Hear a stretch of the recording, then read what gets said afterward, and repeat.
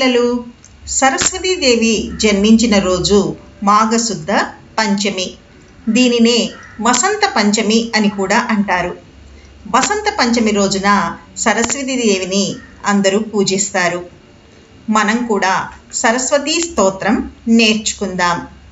Yeah కుందేందు తుషారహారధవళా యా శుభ్రవస్త్రావృతా యా వీణావరదండమండితకరా యా శ్వేతపద్మాసనా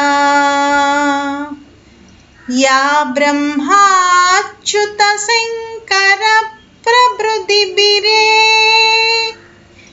దేవై సదా పూజితా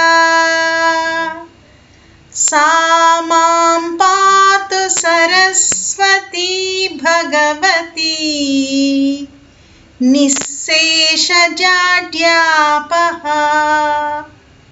ఈ వీడియో మీకు నచ్చినట్టయితే లైక్, షేర్ మరియు సబ్స్క్రైబ్ చేయండి.